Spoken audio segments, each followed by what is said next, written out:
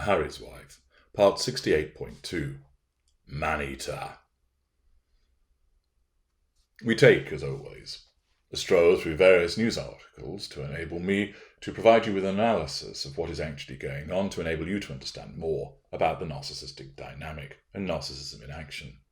As always, I leave it to you to understand the veracity of the articles, to make your mind up about that, and instead, I provide you with a relevant analysis.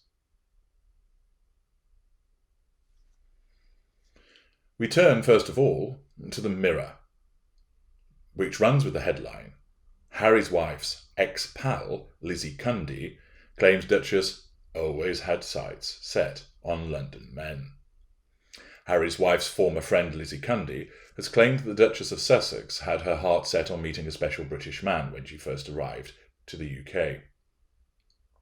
It's interesting, of course, to note the fact that it's an ex-friend. With narcissists, there is often, but not always, the cycling of friends. Certain narcissists maintain a friendship group consistently throughout their lives because their narcissism dictates that this serves the purposes. It's also the case that because these shelf non-intimate secondary sources can be kept around because they are not dealt with so often as to repeatedly run the risk of offending the narcissist's sense of control to such an extent that merits disengagement. Also, because they are only interacted with on an interim and infrequent basis, their fuel doesn't become stale, in the way that an intimate partner primary source's fuel becomes stale. And therefore, again, that doesn't necessitate sustained devaluing behaviour. However, in certain instances, the narcissist results in the loss of friends, either because the friend themselves becomes so fed up with the behaviour of the narcissist, fed up of being used, fed up of only being contacted when the narcissist wants something, fed up of seeing the way that the narcissist is perhaps conducting themselves in other areas of their life, so they effectively make the escape. Or the friend is left on the shelf. Disengagement can occur, but it is actually very rare with secondary sources, and more usually, the narcissist just pops the person on the shelf and leaves them there, because they serve no longer purpose. They are, in effect, an obsolete and outmoded toaster that isn't needed for the time being, and that time being could extend to years, and thus the individual regards themselves as an ex-friend because they haven't heard from the narcissist in such a long time. Narcissists, of course, we pick people up and put them down at our convenience. That's the nature of secondary sources, whether they're intimate, family members, colleagues, or friends, neighbours. They are all appliances and only serve a purpose to us in terms of the provision of prime aims. We're not friends with you for being friends' sake. We're friends with you because of what you provide to us. The fact that we can get you under control and keep you under control. The fact that you provide us with fuel.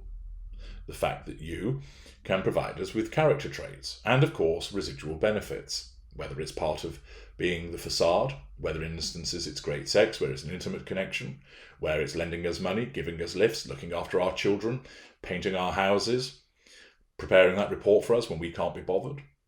Lots of different residual benefits that occur. And the narcissist uses friends.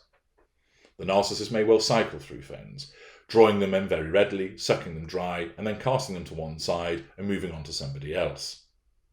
Possibly returning at a later juncture to the friend that's popped on the shelf, sometimes keeping them on the shelf for a very long time indeed. And returning to the article, the 53-year-old TV personality has opened up about her former friendship with the Duchess of Sussex, claiming that Harry's wife had set her sights on a British man. Lizzie, who is set to lift the lid on their friendship in a brand new television programme, so a little bit of self-seeking publicity of course, revealed that Harry's wife once gushed that she wanted to be a London girl because she loved everything to do with the capital city, character trait acquisition. We have a clip of her saying, "I want to be a London girl. I love London men, and I love everything to do with London," Lizzie told Mail Online. Lizzie, whose Amazon Prime show is called Red Carpet Uncut, also claimed that Harry's wife had her heart set on meeting someone special when she first arrived in the United Kingdom. "I was asked to look after Harry's wife when she came over here. She wanted to meet someone," Lizzie added. While they were once close, Lizzie has claimed that Harry's wife cut her off and ghosted her once Prince Harry proposed.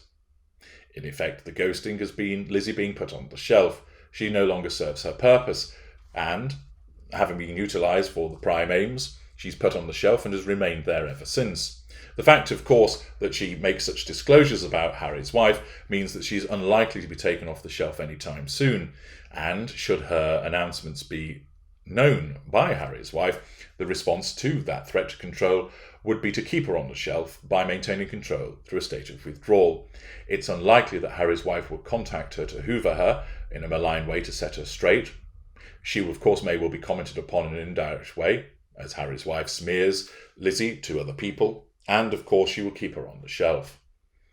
Lizzie explains, "She ghosted me once the engagement hit. She's ghosted quite a lot of people, obviously including her family, so I'm not the worst person she's ghosted," Lizzie told, drawing attention, of course, to the dynamic that occurs with regard to shelving when it occurs between a narcissist and secondary sources. The article explains that Lizzie first met Harry's wife after being asked to accompany her to a charity dinner in 2013. 3 years later, Harry's wife met and fell head over heels for Prince Harry, and the couple went on to tie the knot in 2018. Lizzie's confession comes after the TV star recently joked that Harry's wife and Harry call their baby daughter after her. After Harry's wife welcomed her second child, baby Lilibet Diana, in June, Lizzie claimed that the Duchess of Sussex got inspiration for her daughter's name thanks to her. Lizzie was nicknamed Lilibet in school and claimed that Harry's wife called her after her. In a recent interview with OK magazine, Lizzie told, "I was called Lilibet. It's short for Elizabeth. It was my nickname at school. Thank you, Harry's wife. You ghosted me, and now you're calling your child after me." One suspects that she wasn't calling it after her, but there's reference, of course, to the ghosting that has occurred, and the fact that she makes reference also, doubtless, of course, with a degree of self-publicity for herself, to Harry's wife's desire, to find a man in London. And of course, many narcissists have voracious appetites for romantic interactions, whether it is the one-night stands, the picking up and putting down of a shelf dynamic, of a booty call, a friend with benefits, an affair, or of course the full-blown romantic involvement of boyfriend and girlfriend, cohab, partner, and marriage, the intimate partner primary source. Female narcissists, of the somatic and elite type particularly, are man-eaters. With voracious sexual appetites, hypersexualized, using sex as a major method of seduction, just like the male equivalent does, but would be viewed as a man-eater. Many women are labelled as such. "Oh, she's a man-eater. You better watch out. She'll be after your husband if you don't keep a hold on him. Keep a close eye on her. She's hugely flirtatious. She's a man-eater." It's a description that's actually afforded to a narcissist, because a female narcissist is a man-eater. The ability to use sex and intimacy, as I explain in my excellent book, Sex and the Narcissist, and if you haven't read that, what on earth are you doing with your life, provides the opportunity to the narcissist to assert control, draw fuel, gain character traits, and residual benefits. And therefore, the narcissist will look to ensnare individuals in a romantic setting, leading to the title of man-eater. Whether it is getting them whether it's a case of having boyfriend after boyfriend, repeated marriages, or having those alongside repeated affairs, or even having a reputation as the town bike, somebody who would quite as readily have a bunk up as brush their teeth. The epitaph of man-eater is one that's applicable to a female narcissist. And it is no surprise that Harry's wife expressed a desire to meet London men. Her narcissism determined that she would acquire the character traits relating to London, and in so doing, she wanted to ally that with getting a man from London.